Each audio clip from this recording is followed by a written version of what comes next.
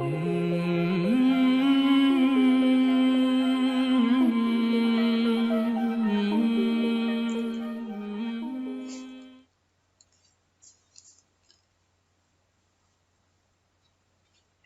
bismillahirrahmanirrahim. Selamat berjumpa kembali dalam perkuliahan farmakokinetik. Pada kali ini kita akan membicarakan salah satu daripada model farmakokinetik ya, yang paling sederhana ya. Kita mulai membahas secara rinci, yaitu intravena bolus satu kompartemen. Sebelum ini kita sudah bicarakan tentang apa itu model farmakokinetik ya. Kita tahu bahwa obat masuk ke dalam tubuh melalui rute-rute pemberiannya akan mengalami berbagai proses yang sangat rumit dan kompleks ya di dalam tubuh. Namun kita bisa dekati proses itu dengan melakukan penyederhanaan ya, dan penyederhanaan itulah yang kita katakan dengan model yang bentuknya nanti berupa suatu persamaan matematik yang menggambarkan perkembangan ya kadar obat di dalam darah.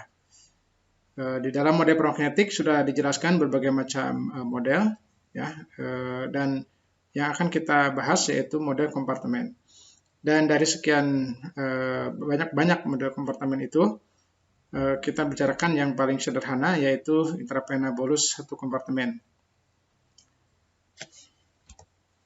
Ya, tujuan dari pembelajaran ini kita memahami asumsi apa yang digunakan di dalam model satu kompartemen. Yang kedua adalah untuk memahami sifat kinetika orde pertama, kemudian dapat menuliskan persamaan diferensial untuk model farmakokinetik satu kompartemen intravena ini. Juga persamaan integralnya ya, selain diferensial juga persamaan integralnya supaya bisa kita aplikasikan ya, dalam mencari kadar obat di dalam tubuh sesuai dengan waktu ya setelah obat itu diberikan. Kemudian tentunya setelah memahami dan bisa mencari persamaan farmakokinetik dari suatu obat yang diberikan secara intravena, juga kita dituntut untuk bisa menghitung parameter-parameter farmakokinetik ya untuk model satu kompartemen ini, seperti misalnya K-eliminasi, waktu paruh eliminasi, volume distribusi, kemudian AUC ya. Kita sudah paham bersama ya di materi-materi sebelumnya bahwa farmakokinetik ini merupakan studi tentang proses yang dialami obat di dalam tubuh yang kita khususkan dengan kinetikanya ya, kinetika atau perubahan proses absorpsi, distribusi, metabolisme, dan ekreasi ya. Dan tentunya ini akan tergantung kepada dari mana dan dengan rute apa obat itu diberikan, sehingga nanti akan ada sejumlah faktor baik biologis, fisiologis maupun psikokimia yang berpengaruh kepada proses pergerakan obat di dalam tubuh tersebut, yang pada akhirnya kita akan kerucutkan ya kepada kecepatan maupun tingkat daripada proses ADME obat tersebut di dalam tubuh. Nah, dalam banyak kasus ya, aksi farmakologi dan juga toksikologi ini sangat terkait erat dengan banyaknya jumlah obat di dalam tubuh atau konsentrasi obat di dalam tubuh. Sehingga di sini seorang farmasis ya wajib memahami, belajar dan memahami farmakokinetik ya, untuk tujuan nanti bisa mengindividualisasi terapi pada pasien. Karena untuk melakukan individualisasi itu tentunya seorang farmasis harus bisa menghitung, mengkalkulasi dosis yang cocok buat si individu pasien tersebut. Dan untuk bisa mengatur berapa dosis yang harus diberikan, tentunya seorang farmasis harus paham berapa kadar obat yang akan masuk ke dalam tubuh ya dari dosis yang diberikan tersebut, dan ini akan tergantung kepada model farmakokinetik yang diambil. Ya, saya ingatkan kembali bahwa reaksi obat di dalam tubuh itu sangat kompleks ya. Misalnya ketika obat itu masuk ke dalam tubuh, tentunya dari rute-rute pemberiannya, baik oral, intravena ataupun pemberian yang lain, maka obat akan ujungnya itu akan available ya di dalam darah ya. Ini tergantung kepada rute pemberiannya misalnya, dan juga bentuk sediaan obatnya. Misalnya kalau obat itu secara oral untuk sediaan solid, maka dia akan mengalami proses absorpsi dulu ya sebelum obat itu available di dalam sistem sirkulasi. Tetapi kalau obat itu diberikan dengan intravena, khususnya intravena bolus ya atau rapid intravena, di mana obat langsung masuk sekaligus dalam waktu yang cepat, singkat, obat itu sudah ada di dalam sistem sirkulasi, membypass proses absorpsi. Nah, selanjutnya obat ini akan mengalami berbagai reaksi, ya, berbagai perubahan, berbagai perjalanan di dalam tubuh. Apakah dia akan bergerak menuju kepada jaringan-jaringan, ataupun ke dalam tempat reseptornya atau molekuler targetnya, dan di sini dia akan menghasilkan efek farmakologi. Kemudian juga obat bisa masuk ke tempat-tempat metabolismenya, ya, organ-organ pemetabolisme, dan untuk mengalami proses metabolisme atau obat itu akan diekskresikan. Ini semua sebetulnya di dalam tubuh itu sangat kompleks, yang rumit, tetapi kita bisa lakukan pendekatan dengan pemodelan sehingga bisa kita memahaminya dengan sederhana. Nah, itulah fungsi daripada model ya, yang nanti kita akan lihat. Itu prinsipnya adalah model matematika yang sederhana, asal kita memahami bagaimana mengaplikasikan persamaan baik itu diferensial maupun persamaan integral ya, yang sudah kita pelajari pada matematika kalkulus. Nah, kita tiba pada memahami asumsi apa yang diterapkan pada model intravena satu kompartemen ini. Ya. Menurut model ini, ya, tubuh itu diibaratkan atau dianggap sebagai wadah tunggal, ya, yang teraduk dengan baik, ya, atau well stirred atau well mixed. Nah, lebih rincinya seperti ini. Kita katakan satu kompartemen, ya, apabila obat di dalam darah itu mengalami kesetimbangan secara cepat dengan obat di dalam jaringan ekstravaskular. Konsentrasi obat secara jumlah atau konsentrasi tentunya tidak mungkin sama di setiap jaringan atau cairan, tapi kita menganggapnya konsentrasi obat tersebut proporsional ya, atau berbanding lurus dengan konsentrasi obat di dalam darah pada setiap waktu. Meskipun ini bukan gambaran mutlak, tetapi itulah pendekatan yang bisa diterima. Asumsi yang kedua untuk model satu kompartemen adalah bahwa obat ini cepat bercampur ya. Artinya obat masuk ke dalam tubuh kemudian tercampur secara cepat di dalam darah atau plasma. Nah, waktu yang diperlukan untuk tercampurnya itu berlangsung dalam waktu yang sangat singkat, mungkin dalam beberapa menit, dibandingkan dengan lamanya waktu sampling normal ya, itu tidak signifikan. Jadi begitu disampling kemudian kita dapatkan konsentrasi, nah itu akan tercampur secara cepat di dalam darah. Kemudian asumsi yang berikutnya bahwa obat itu setelah masuk ke dalam tubuh, dia akan mengalami proses eliminasi yang mengikuti kinetika orde pertama. Nah, ini penting bahwa penurunan obat di dalam tubuh, di dalam model satu kompartemen, maka obat itu akan mengalami kinetika orde pertama, di mana kinetika orde pertama itu bisa diartikan bahwa kecepatan perubahan konsentrasi obat melalui berbagai proses itu berbanding lurus secara langsung dengan konsentrasi obat yang tersisa akibat dari proses tersebut. Nah, kinetika orde pertama itu kalau kita gambarkan seperti ini ya. Jadi kalau kita memberikan obat secara injeksi intravena, kemudian kita ambil sampel darah ya pada rentang waktu, interval waktu yang sudah kita setting, misalkan 1 menit, 10 menit ya, setengah jam, 1 jam, 2 jam, terus sampai 10 jam misalnya.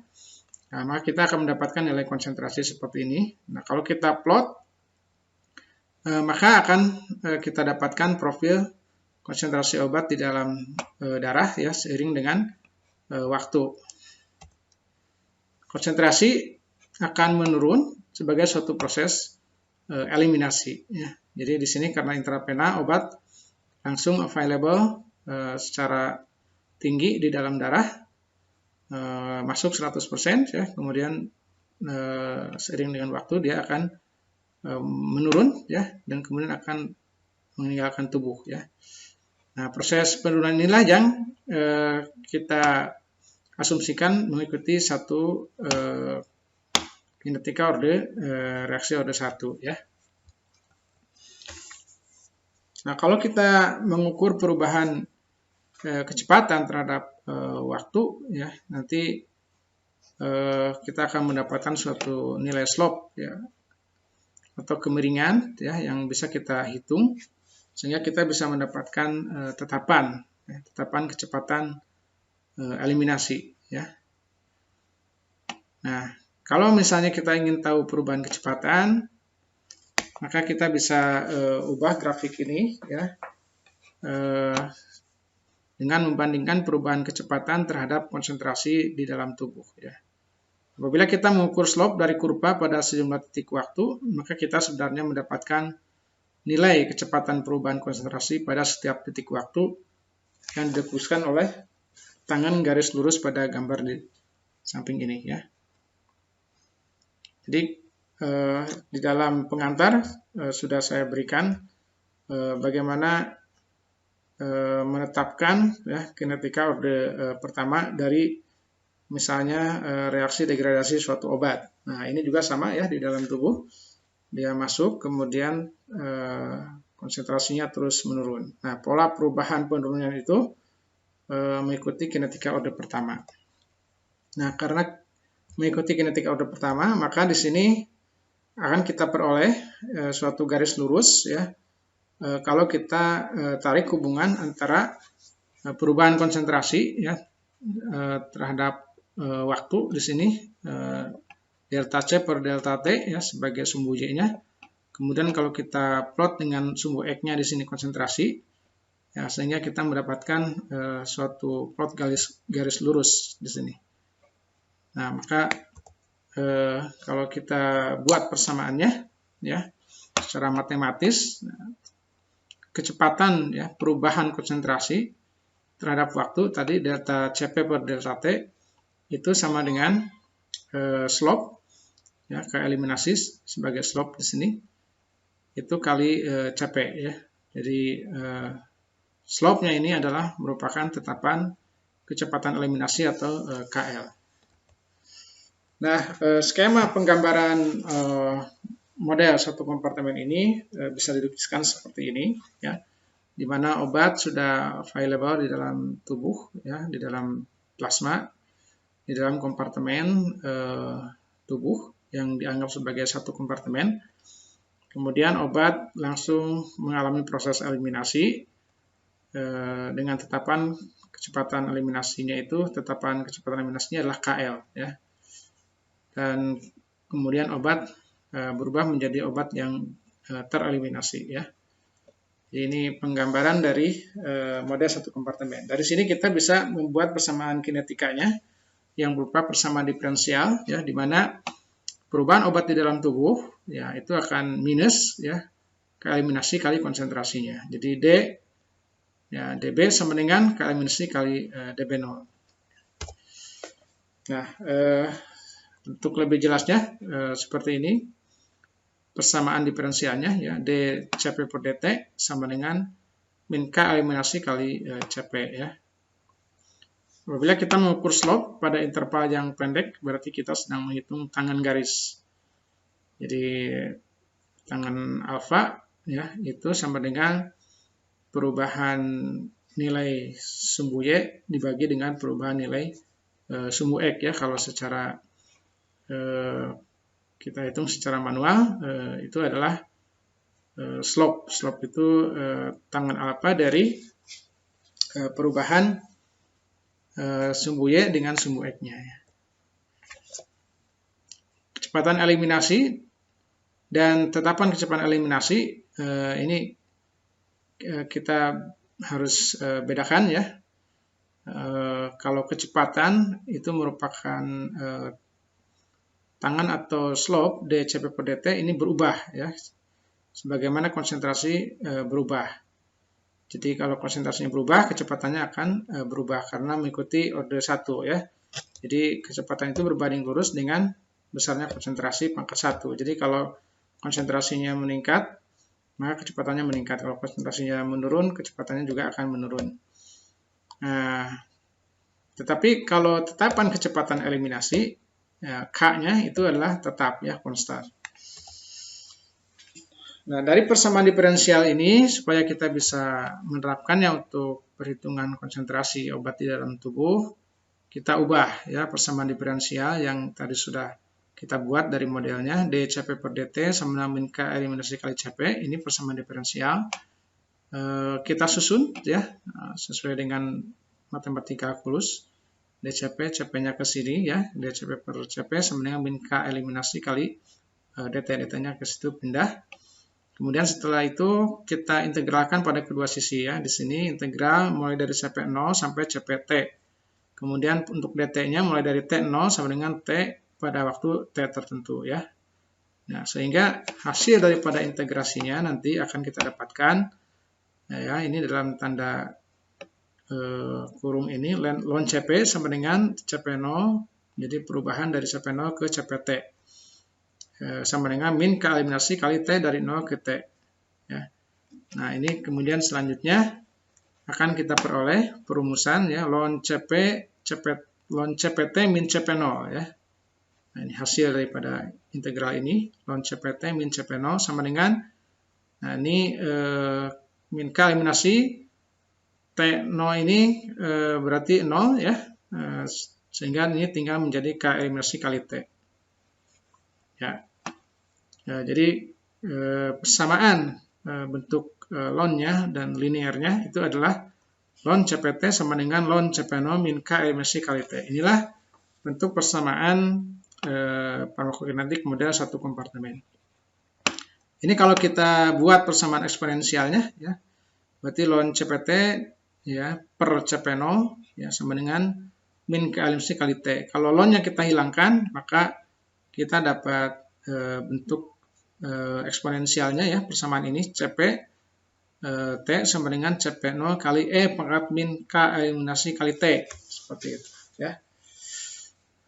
Jadi terserah nanti kita bisa gunakan ya kedua persamaan ini sama saja. Ini bentuk linearnya, ini bentuk eksponensialnya. Bentuk ln juga bisa diubah ke dalam bentuk log ya, tapi nanti ada muncul ya unsur 2,303 di sini.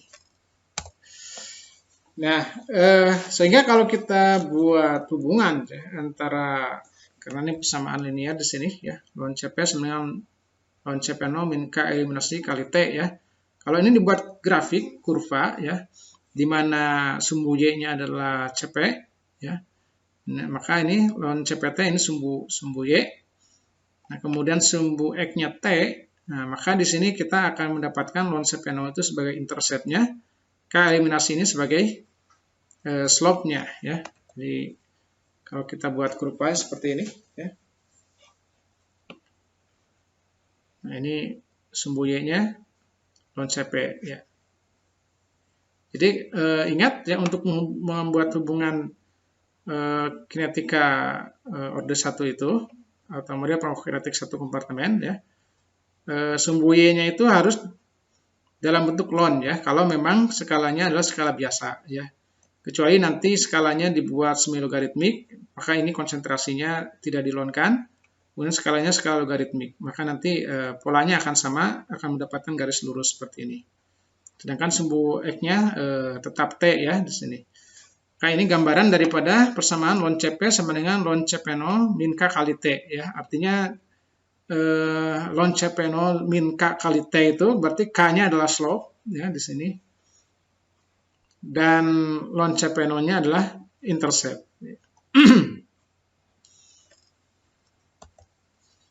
Dan untuk satuan daripada tetapan kecepatan eliminasi ini adalah untuk kode pertama adalah per waktu ya, atau waktu pangkat minus 1 ya. Misalnya menit pangkat 1 atau jam pangkat minus 1. Nah, ini juga sama, kita bisa plot di dalam kertas semi-logaritmik ya, konsentrasi ya sebagai sumbu Y-nya tanpa ambil embelon atau log ya. Ini kita perhatikan skalanya adalah skala semi-logaritmik ya. Sedangkan T ini tetap skala biasa ya, maka ini pun sama akan memberikan suatu garis lurus yang menurun ya, sebagai suatu proses eliminasi. Nah, ini ada beberapa contoh nilai konstanta kecepatan eliminasi ya, dan waktu paruh eliminasi. Misalkan acetaminophen, itu tetapan kecepatan eliminasinya dalam satuan per jam atau jam minus 1, jam pangkat minus 1, itu 0,28 ya, T setengahnya adalah 2,5. Nanti kita akan sampai bagaimana cara mencari T setengah ya untuk kode pertama. Nah, ini ilustrasi gambaran nilai daripada K dan T setengah untuk beberapa obatnya. Digoxin misalkan di sini tetapan kecepatan eliminasinya sangat kecil ya, sehingga waktu paruhnya sangat lama ya, 40.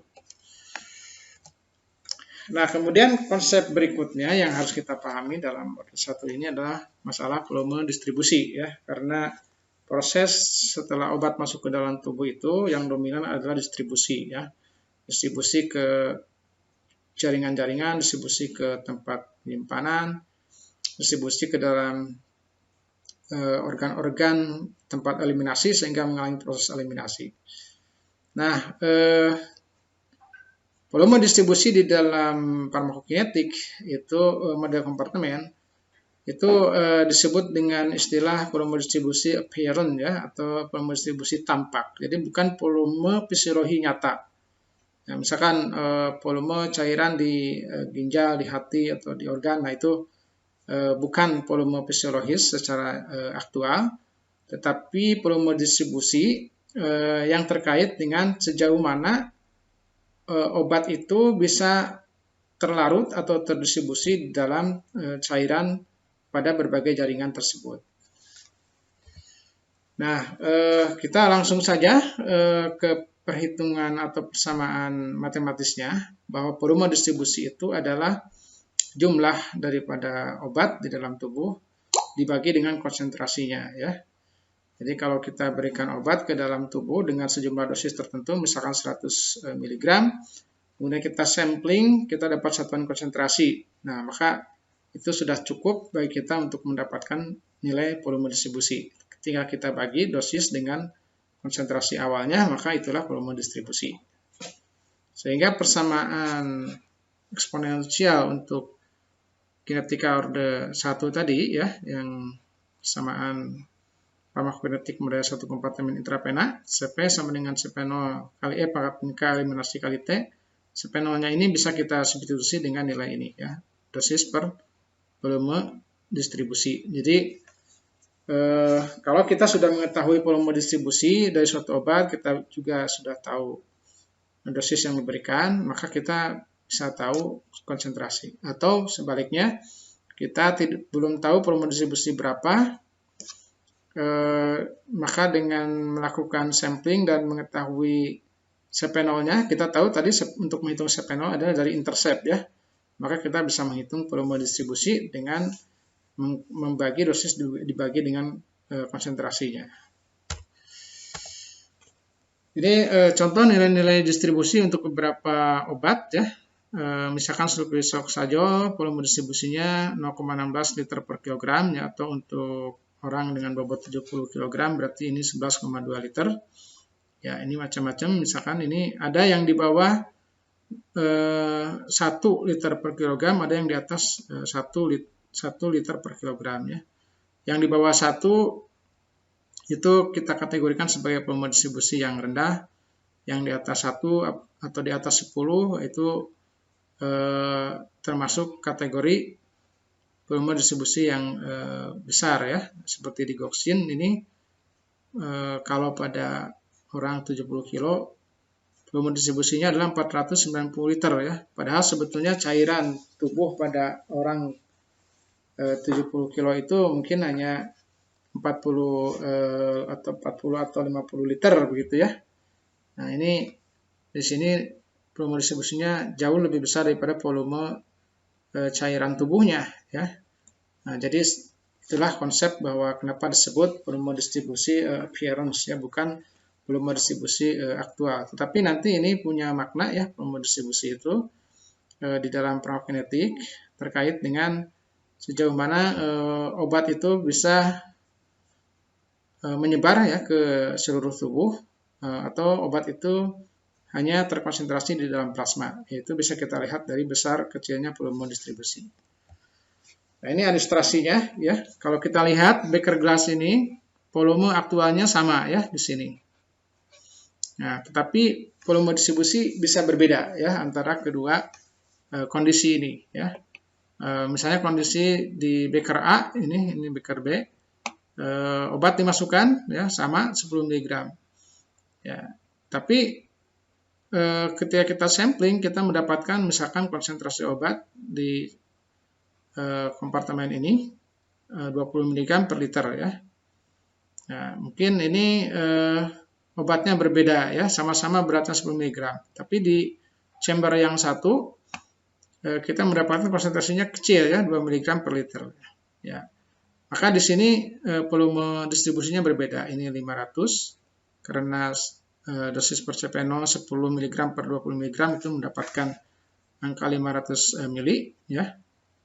Sedangkan untuk yang chamber yang kedua ini volume distribusinya adalah 5000 mili ya, 10 mg per 2 mg per liter. Jadi jelas di sini volume distribusi itu akan sangat tergantung kepada sejauh mana obat itu terlarut di dalam cairan tubuh. Jadi ini menggambarkan bahwa obat yang berbeda meskipun bobotnya sama kita masukkan ke dalam tubuh, tetapi bisa menghasilkan volume distribusi yang berbeda ya, karena perbedaan konsentrasi yang terlarut dari obat tersebut di dalam cairan tubuh. Ya, kita berikan contohnya, misalnya obat dengan dosis 500 mg, ya, volume distribusi 30 liter, tetapan kecepatan eliminasinya 0,2 per jam, diberikan misalnya ini secara oral, asumsi mode 1 kompartemen. Berapakah konsentrasi obat, ini maksudnya secara intravena ya, berapakah konsentrasi obat di dalam plasma 2 jam dan 4 jam setelah pemberian. Nah, maka kita gunakan, mohon maaf ini secara intravena ya, sehingga rumus yang kita gunakan adalah CP sama dengan CP0 kali E pangkat min K eliminasi kali T. Ya, ini adalah persamaan farmakokinetik untuk model 1 kompartemen pemberian intravena. Nah, di sini ditanyakan berapa konsentrasinya. Ya, kalau obat sebesar 500 mg diberikan ke dalam tubuh dan menghasilkan volume distribusi 30 liter. Gitu. Maka kita bisa langsung gunakan, boleh satu-satu dulu atau langsung ya gunakan rumus yang ini, yang substitusinya. CP sama dengan dosis per volume distribusi kali E pangkat min K eliminasi kali T ya. Nah, CP-nya pada 2 jam dan 4 jam ditanyakan ya. Nah, berarti T-nya 2 berapa, pada T-nya 4 berapa. Eliminasinya sudah diketahui, ini 0,2 per jam. Dosisnya ada juga 500 mg, kemudian volume distribusinya 30 liter. Jadi tinggal dimasukkan saja pada 2 jam. Ya. Nah, ini memang menghitungnya ada E pangkat ya. Ini mudah-mudahan tidak ada masalah ya, bisa dihitung menggunakan kalkulator atau bisa Anda hitung menggunakan Excel ya. Nah, kalau belum bisa Anda bisa coba-coba ya. CP0 di sini untuk yang 2 jam itu sama dengan 11,2 mg per liter. untuk CP 4 jam, ya tinggal diganti saja ini T 2 jam berapa, ininya 500, ini 30 ya. Hasilnya demikian. Kemudian hitunglah parameter farmakokinetik eliminasi dan volume distribusi apabila, nah ini CP-nya sudah diketahui ya. CP pada 2 jam misalkan 4,5 mg per liter, CP pada 6 jam 3,7 mg per liter. Ya, dengan dosis 400 mg. Nah, maka karena pertanyaannya volume distribusi, nah kita sebetulnya harus mencari CP0 ya, CP0. Jadi CP0-nya berapa? Nah, CP0 bisa diperoleh dengan memasukkan nilai CP pada waktu tertentu. Ya, eliminasinya sudah diketahui atau belum? Belum ya, nanti ini kita cari ya. Nah, maka kita bisa hitung ini dari slope ya. Slope dari 2 titik bisa dicari dengan menggunakan langsung ya. Jadi tetapan kecepatan eliminasi tadi adalah slope. Itu sama dengan delta Y per delta X ya. Delta Y-nya konsentrasi ini. Jadi dari perubahan dari 2 jam ke 6 jam ya. Jadi 4,5 dikurangi 3,7. Ln-nya ya dibagi dengan waktunya 6 kurangi 2 ya. Jadi sama dengan 0,0489 per jam. Ini K eliminasinya. Nah, ketika K eliminasi bisa diketahui, maka kita bisa mendapatkan CP0 ya.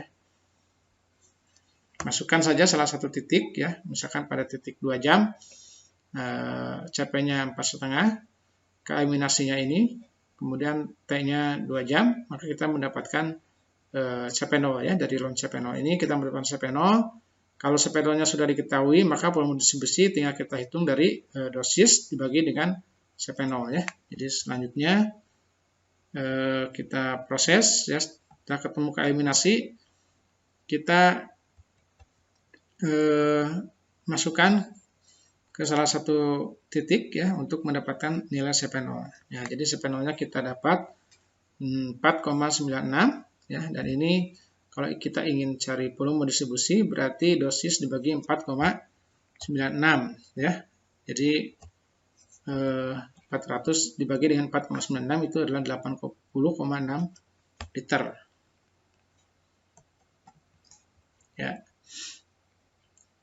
Bisa dipahami ya, mudah-mudahan ini masih sederhana perhitungannya ya. Mencari K eliminasi, volume distribusi, CP0 ya. Pokoknya semua unsur yang ada di dalam persamaan farmakokinetik, baik itu kita mau mencari CP pada setiap waktu yang ditanyakan, mencari CP0-nya dari intercept, mencari K eliminasinya dari slope ya. Jadi mudah ya. Dan contoh lain misalnya diketahui K eliminasi sekian 0,17 per jam, kemudian volume distribusi 25 liter. Nah, berapa dosis yang diperlukan untuk obat ini melalui pemberian intravena bolus ya, agar mencapai konsentrasi plasmanya 2,4 mikrogram per liter pada 6 jam. Jadi pertanyaannya, dosis yang dibutuhkan supaya konsentrasi muncul dalam tubuh itu 2,4 mikrogram pada waktu 4 jam. Nah, jadi ini bisa langsung pakai persamaan yang hasil substitusi, ataupun kita cari satu-satu ya untuk mendapatkan misalnya CP0. Karena di sini volume distribusi sudah ada, maka untuk mencari dosis tadi rumusnya dosis sama dengan sini kan dosis ya, sama dengan volume distribusi kali konsentrasi CP0 ya. Nah, CP0 ini bisa kita dapatkan ya dari memasukkan nilai CP pada 6 jam ini, kemudian ke eliminasinya masukkan ke sana, ya, T-nya 6 jam. Kemudian CP-nya 2,4. Maka kita memperoleh CP0. CP0 diperoleh, kita tinggal masukkan ke sini, akan mendapatkan dosis ya, dikalikan dengan volume distribusinya. Jadi, kalau diuraikan seperti itu ya. Ya. Jadi dosis yang dibutuhkan untuk mendapatkan konsentrasi 2,4 ppm pada 4 jam, pada 6 jam itu adalah 166,7 mg. Nah, selanjutnya ini dalam bentuk data ya, konsentrasi versus waktu ya. Ini hasil dari suatu percobaan ya, farmakokinetik, sampling di waktu 1, 2, 3, 4, 6 sampai 10 jam. Ini masing-masing konsentrasinya. Nah, ditanyakan bagaimana misalkan persamaan farmakokinetik ya dari data ini. Kemudian hitung tetapan kecepatan, hitung parameter-parameter farmakokinetiknya, eliminasi, kemudian volume distribusi, tes tengah misalkan, dan lain-lain ya. Dosisnya sudah diketahui, ini 500 mg. Kalau kita ingin mendapatkan keeliminasi, ini mudah. Ini diperoleh dari slope ya. Untuk menghitung slope kita bisa ambil 2 titik delta Y per delta T ya dalam bentuk ln. Tetapi yang paling tepat adalah dengan cara membuat suatu persamaan regresi linier yang bisa kita gambarkan nanti pada pertemuan berikutnya ya, akan saya contohkan menggunakan Excel ya. Jadi biasanya di dalam farmakokinetik mahasiswa dilatih dulu untuk membuat grafik pada kertas semilog ya. Tapi saya kira sekarang kita sudah mempunyai alat yang lebih canggih ya, Excel. Maka kita tinggal plotkan ya data ini waktu terhadap CP ya. Mungkin saya langsung saja ya. Ini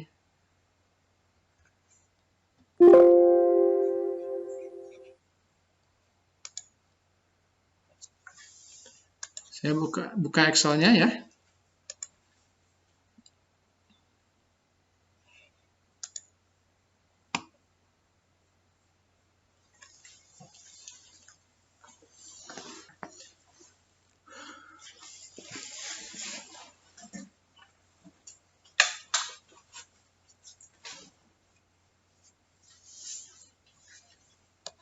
Ya, silakan juga ya, Anda bisa buka Excel di PC Anda.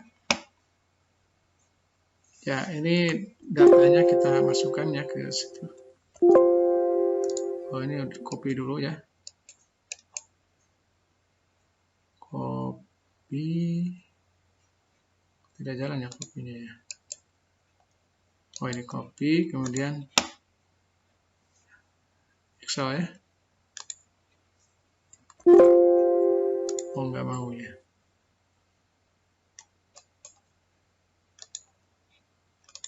Atau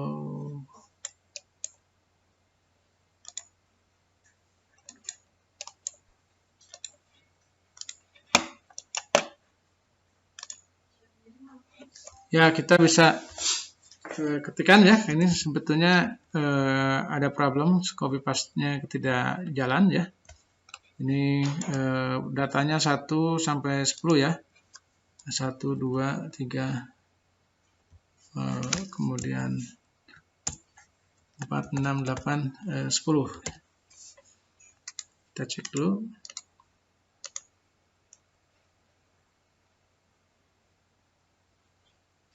Satu, 2, 3, 4. Oh, kurang 1 ya. 3. Tiganya di sini ada 3.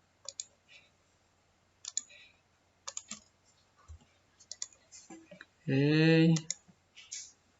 Kemudian ini konsentrasinya.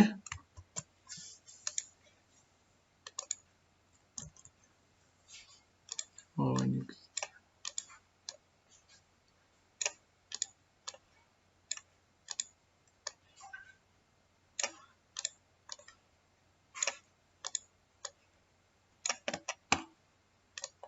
Ya, ini datanya ya.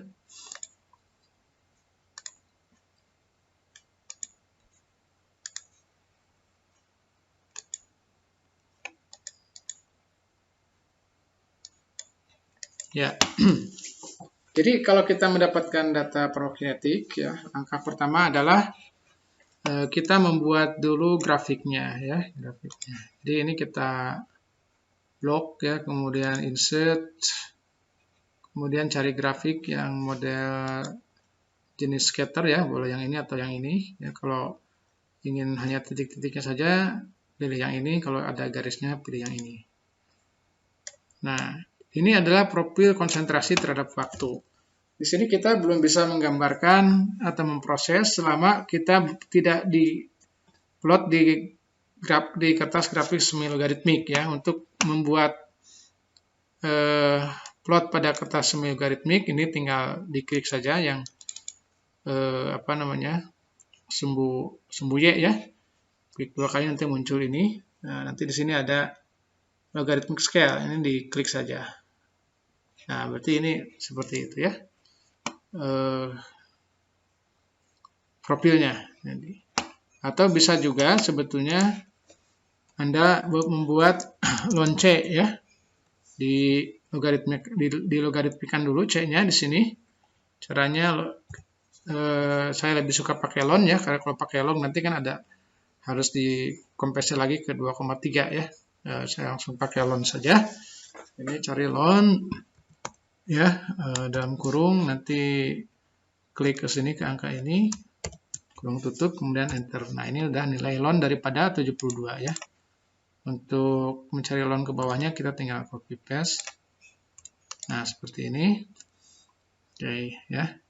Jadi ini grafik yang pertama kita buat dari nilai konsentrasi ya, tapi skalanya skala logaritmik. Nah, ini sama saja dengan kita membuat grafik biasa ya, tetapi pada nilai konsentrasinya dilonkan dulu ya. Nah, profilnya sama ya, sama. Oke. Nah, ini untuk mendapatkan nilai slope dan intercept, kita bisa gunakan dengan cara Excel ini dengan cara yang mudah ya. Kenapa kita mencari slope dan intercept? Untuk mencari K-nya ya. K itu adalah sama dengan slope ya. Slope, maka ini slope. Ya, klik sama dengan, kemudian ketikkan slope ya. Kemudian tanda kurung buka ya. Ini kemudian masukkan nilai Y-nya ya. Kita ambil misalkan 3 titik terakhir saja di pas eliminasi ya yang sempurna, kemudian titik koma, kemudian masukkan nilai sumbu X-nya ya.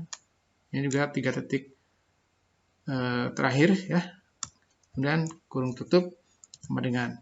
Nah, ini berarti kita peroleh slope-nya ya 0,3 ya.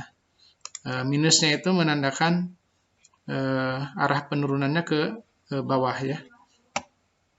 Kemudian untuk mencari intercept, intercept itu untuk mendapatkan nilai konsentrasi pada titik 0 ya. Ya, di sini kan pada T sama dengan 0 sebetulnya ada nilainya ya, ada nilainya. Jadi kalau kita buat T sama dengan 0, nah ini berapa CP-nya? Nah, ini dari intercept ya. Jadi kita cari intercept. Intercept ini untuk menghitung CP0 ya. CP0. Intercept sama dengan ketikkan saja intercept ya. Nah, ini sudah ada di bawah, klik saja. Ini juga sama, masukkan 3 titik terakhir sumbu Y, titik koma, kemudian sumbu X-nya sama dengan cara yang kita lakukan ketika mencari slope ya, tapi ini pakai mode intercept. Nah, inilah ln CP0 ya. Jadi ini sebetulnya ln CP0 ya.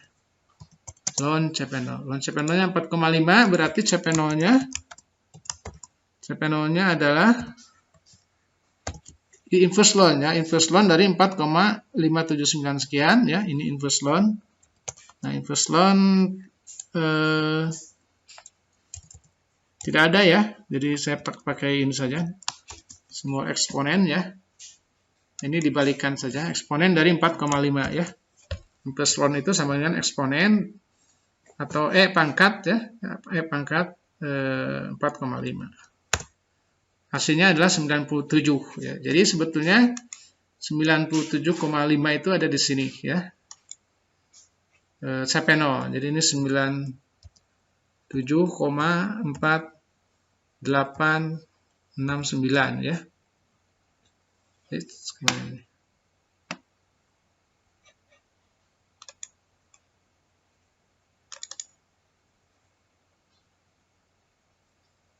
69. Kalau dilonkan ini, ya tinggal copy dari sini ya. Nah, sama kan 4,57979 ya. Jadi dengan ini kita bisa sudah bisa membuat persamaan ya, persamaan farmakokinetiknya. Caranya adalah CP sama dengan CP0 ya kali K pangkat kali E pangkat ya min K kali T kan gitu. Ini persamaan umumnya ya untuk model kompartemen farmakokinetik satu kompartemen ya. Jadi CP sama dengan CP0-nya masukkan 97, mau dibulatkan misalkan 48 atau 49 ya kali E ya, E pangkat minus 0,3 ya, slope-nya itu adalah K 0,313 ya kali T. Nah, ini sudah kita dapatkan ya persamaan eksponensial dari data obat yang datanya seperti ini ya.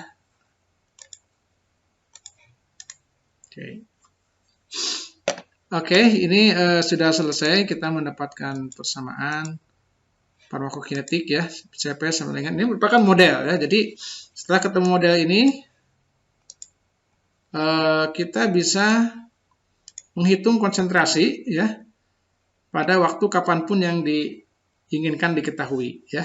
Misalkan pada 5 jam, di sini kan di percobaannya nggak ada 5 jam ya. Pada T sama dengan 5 jam berapa? Kan nggak ada di sini. Ya, kita bisa masukkan T-nya 5 jam. Ya sudah, nanti CP-nya ketemu. Ya. Jadi ini saya contohkan misalkan berapa konsentrasi obat pada 5 jam. Nah, maka CP sama dengan berapa ini 97 ya kali eksponen ya pangkat minus ini kali 5 ya. Oke, kurung satu lagi ya, boleh pakai kurung satu lagi untuk lebih yakin. Nah, kita enter. Nah, jadi pada T sama dengan 5 kita mendapatkan nilai CP-nya adalah konsentrasi dalam tubuhnya adalah 20,36 ppm ya. Di sini pada 5 adalah 20,3. Jadi masih mendekati pada T sama dengan 4 ya. Jadi di atas T sama dengan 6, di bawah T sama dengan 4. 20,3. Nah, kemudian dari sini kita bisa mencari parameter farmakokinetik yang lain ya, K. Berapa tetapan kecepatan eliminasinya K? Nah, ini K adalah sama dengan slope ya, jadi 0,313 satuannya adalah per jam. Kemudian apa lagi? T setengah belum diberikan ya rumusnya ya. Volume distribusi tadi, volume distribusi sama dengan dosis per CP0 per CP0. Nah, dosisnya berapa? Misalnya tadi 500 ya, 500 mg. Kita cek dulu. Ya, 500 mg. Dibagi dengan CP0. CP0-nya 97,48 sekian ya. Nah, ini sama dengan 5,12. Ini satuannya apa? Nah, dosis miligram kan di sini ya dibagi dengan CP0-nya apa tadi satuannya miligram per liter ya. Jadi miligram bagi miligram habis sehingga tinggal liter. Nah, gitu. Ya, jadi sudah bisa kita ketahui. Nah, untuk parameter yang lain ya yang bisa kita cari adalah T setengah ya. Kemudian besarnya konsentrasi obat di dalam tubuh ya dari 0 sampai obat itu habis waktunya. tereliminasi juga bisa kita hitung ya, yaitu dengan AUC. Nah, nanti dengan menghitung AUC kita akan berikan di sesi kedua ya dari perkuliahan ini. Ya, ini cara menghitung ya persamaan parokinetik menggunakan Excel untuk model parokinetik satu kompartemen. Ya, kita kembali ke sini ke contoh-contoh soal. Jadi kita sudah tahu, sudah dapat jawabannya ke eliminasi, kemudian P. Kemudian nanti plotkan di kertas semilog, kita juga sudah ya di sini di Excel. Ya. Oh. Kita tadi sudah sampai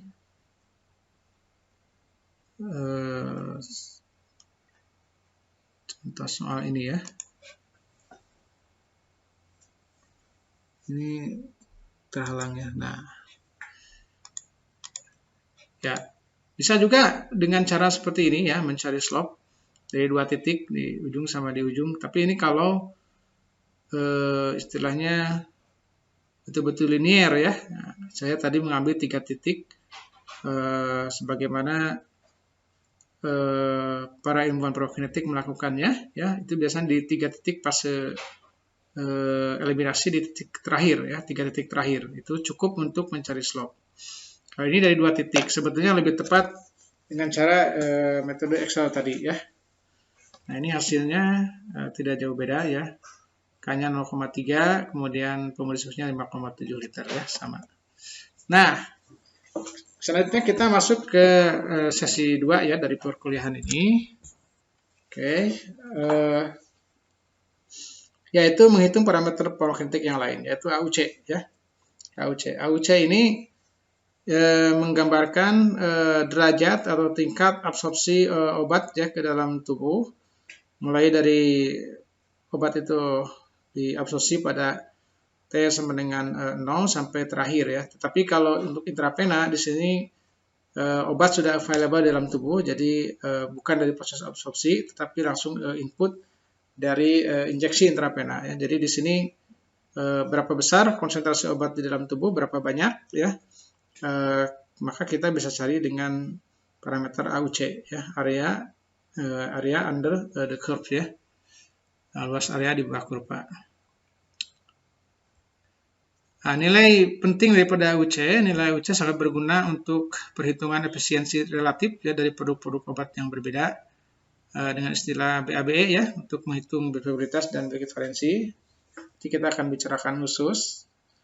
Kemudian untuk memberikan metode lain dalam menghitung volume distribusi, ya nanti ada rumus volume distribusi yang dari AUC ya, bukan hanya dari CP. Kalau CP tadi kan dosis bagi CP0 itu adalah volume distribusi. Nah, tapi kita juga bisa hitung menggunakan AUC. Nah, bagaimana cara mencari AUC? AUC itu sebetulnya bisa kita peroleh dari penggunaan rumus trapesium yang kita buka ya, segmen-segmen seperti ini ya. Jadi yang paling tepat menghitung AUC adalah dari luas yang kita bagi-bagi ya di sini, misalnya konsentrasi 1, 2, 3, 4 dan seterusnya. Nah, ini kalau kita bagi tarik garis ke sini ke titik T-nya, maka ini membentuk suatu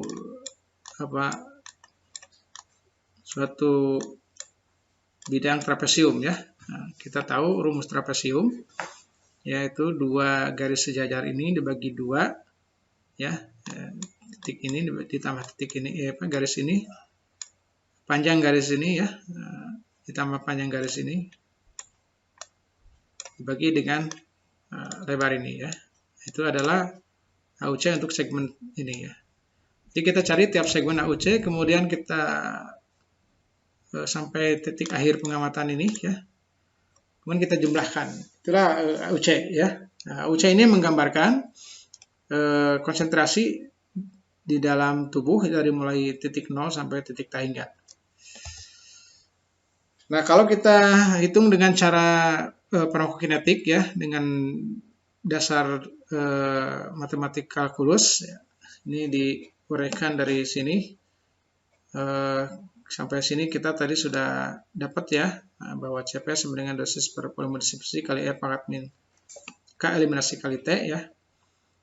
Maka CP dari 0 sampai T itu tiada lain adalah AUC ya. Jadi AUC ini CP ini 0 sampai T hingga ya.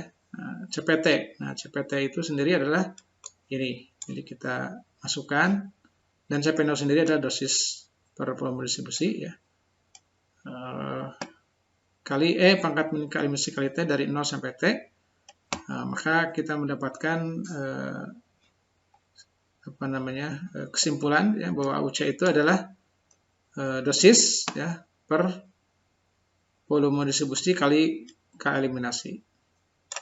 Ya, dosis dibagi volume distribusi kali K eliminasi, atau kalau kita pisahkan ini ya, dosis per volume distribusi adalah CP0 ya, sehingga AUC itu adalah CP0 per K eliminasi.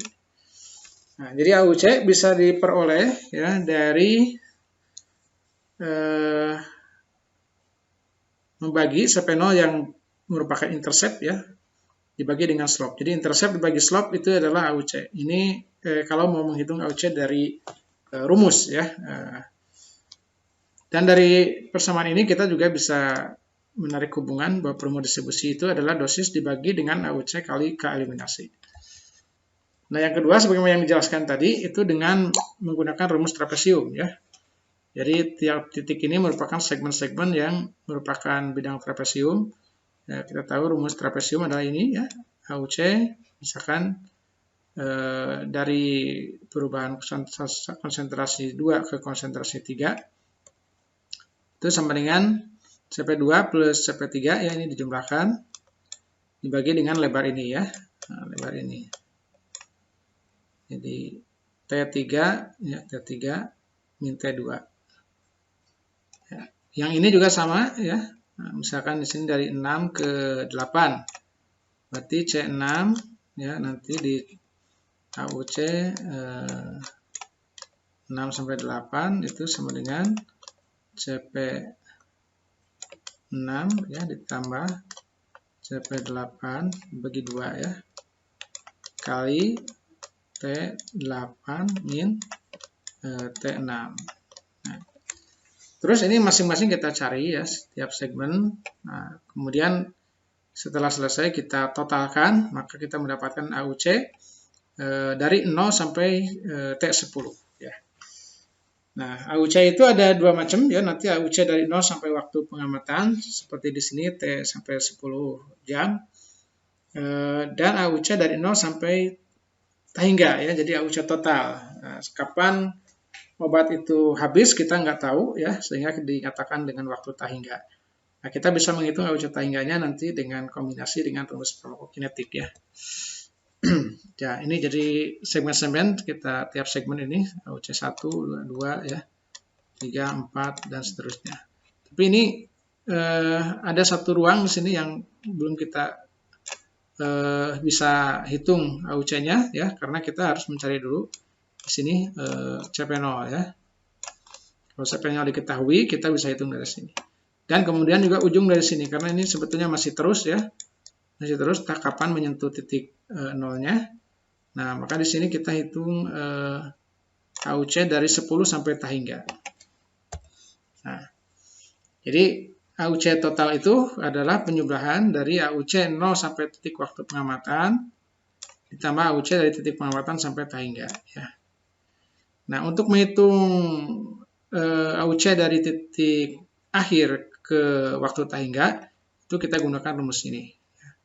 Jadi CP pada titik akhir ya dibagi slope-nya itu adalah AUC dari titik akhir sampai T hingga. Nah, sehingga secara keseluruhan AUC itu adalah AUC dari 0 sampai titik akhir pengamatan ditambah dengan ini konsentrasi pada titik akhir dibagi dengan K eliminasi. Ya, ini saya berikan contoh perhitungan AUC. Misalkan datanya seperti ini ya, yang tadi ya T 0, 1 sampai 10 jam, CP-nya ini 7150. Nah, kita juga sudah tahu tadi CP0-nya adalah 97 sekian ya. Nah, kalau kita mau mencari AUC, nah ini tadi rumus trapesium ya. Nanti di Excel ini tinggal dimasukkan saja rumus-rumusnya seperti ini. Misalkan untuk menghitung AUC dari 1 ke 2 ya, dari 1 ke 2 misalnya, maka ini 71 tambah 50 dibagi 2, kemudian dikalikan 2 dikurangi 1 ya, 1 ya, sama dengan 60,5 ya, dan seterusnya ya, sampai terakhir. Nah, ini kita belum isi ya, berapa. Nah, untuk itu kita harus cari dulu slope dan intercept ya, untuk menghitung AUC total. Nah, untuk mengisi yang atas itu kita cari dari intercept ya. Interceptnya ini ln CP0 atau CP0 pangkat intercept ya. Nah, untuk ini tadi kita dapatkan 97 sekian, kita bulatkan 100 ya. Nah, maka kita bisa cari di situ AUC dari 0 ke 1-nya ya. Sekarang dari AUC 10 kita hingga. Nah, ini kita baru selesaikan AUC dari 0 sampai 10. Untuk menghitung AUC total, kita perlu data AUC 10 sampai tahingga. Nah, AUC dari 10 sampai tahingga itu, tadi rumusnya adalah konsentrasi pada titik akhir pengamatan, yaitu C10, dibagi dengan K eliminasi. Nah, ini 0,35, ini dari slope ya, 0,35. Maka hasilnya 8,9. Sehingga total adalah, tinggal dijumlahkan ya, jadi 291,9. Satuannya adalah mikrogram per mililiter misalnya ya, konsentrasi kali waktu. Jadi mikrogram per mililiter kali jam gitu misalnya. Nah, parameter yang berikutnya adalah T setengah. Bagaimana cara menghitung T setengah? Ini T setengah adalah waktu di mana obat hanya tersisa tinggal 50% ya, atau 50%-nya sudah tereliminasi ya. Sehingga T setengah ini memiliki arti yang sangat penting ya, untuk nanti melihat selama apa obat itu beredar di dalam tubuh ya. Tinggal dimasukkan ke persamaan farmakokinetik satu kompartemen yang tadi ya, di mana CP-nya kita masukkan 50% daripada CP0 ya. Jadi CP-nya itu adalah setengah dari CP0.